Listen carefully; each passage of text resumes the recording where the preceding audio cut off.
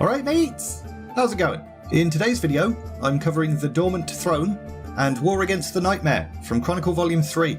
So let's get...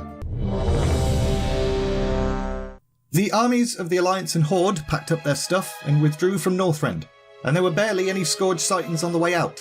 So as far as most people were concerned, the Lich King was no more, and the Undead were no longer a threat. But that wasn't bloody true.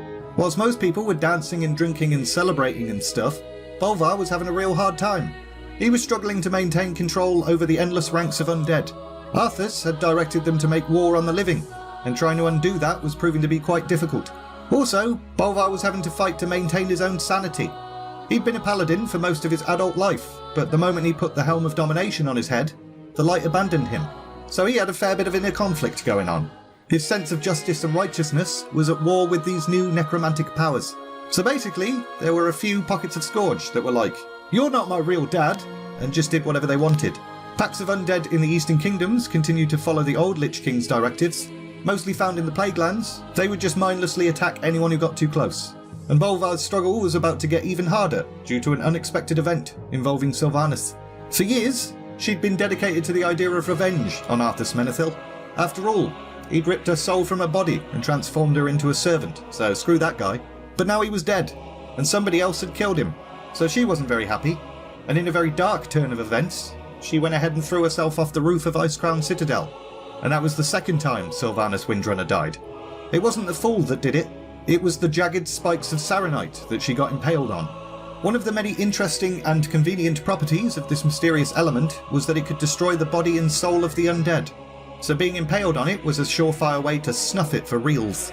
Sylvanas was cast into a bleak, terrifying afterlife, but it's alright, because spectral beings called Valkyr appeared and gave her a glimpse of her people's future.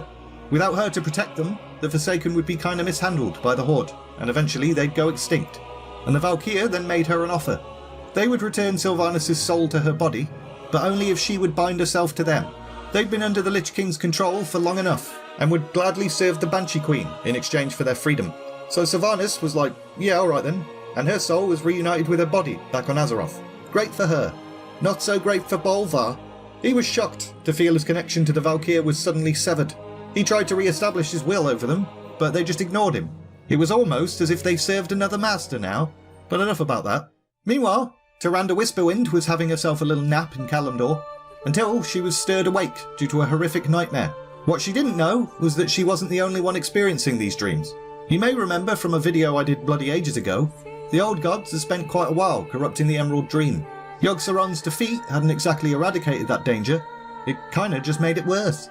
Tyrande decided to investigate the cause of these nightmares, which ended up with her being granted a vision from the goddess Elune. And in this vision, she saw Malfurion Stormrage, dying inside the Emerald Dream. Malfurion had been asleep in the Emerald Dream for years at this point, but nobody considered that this might be something they should be worried about. A lot of druids spend long periods of time in that realm, plus I guess nobody cares about Malfurion.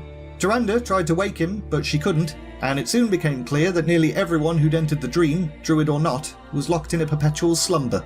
Even Ysera had managed to get herself trapped in there, and she's the bloody aspect of dreams. You'd think she'd know what she was doing. Tyrande wasn't going to just sit by whilst her mate was in danger, so she entered the dream herself, and she soon discovered that Malfurion was being held prisoner by an ancient enemy, Xavius, the Nightmare Lord. Although he'd once been a servant to the Burning Legion, he now very much served the old gods. But he had a few servants of his own too, like Fandral Staghelm for example. Tyrande was horrified to discover the full truth. Teldrassil had been corrupted, and Fandral, who had basically been put in charge in Malfurion's absence, was hiding that corruption from the Night Elves, because he's a bloody traitor. Tyrande fought to save Malfurion, and once he was awake, they launched an assault against Xavius and the Nightmare itself. And obviously they won, because they're still in the game, aren't they? Although they do literally let this whole bloody thing happen again, in almost exactly the same way. Although the Nightmare was largely cleansed from the dream, it couldn't be eradicated completely. So they took the remnants of the corruption, and Xavius' spirit, and they went ahead and did the thing that has been done a million times in Warcraft. They imprisoned it, in a corner of the Emerald Dream called the Rift of Aln. The victory within the Emerald Dream had some lasting effects on the outside world. Ysera, for example, who was now awake from her endless slumber, decided to give herself a new title. From this day forth, she would be known as Ysera the Awakened. I wonder how long it took her to come up with that. The Nightmare's hold on Fandral Staghelm was broken as well, but he was still mental. There was little the other druids could do to help him, so they bloody imprisoned him and all.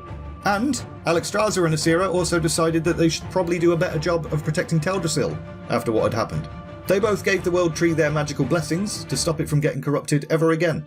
It's a shame they didn't also make it fireproof. And we're leaving it there! That's the end of the Wrath of the Lich King chapter. So in the next Volume 3 video, it's Cataclysm, innit? Which means we've nearly bloody finished the book. If you enjoyed this video, like, subscribe, all of that bollocks. And all that's left to say is, thanks for watching, and see ya!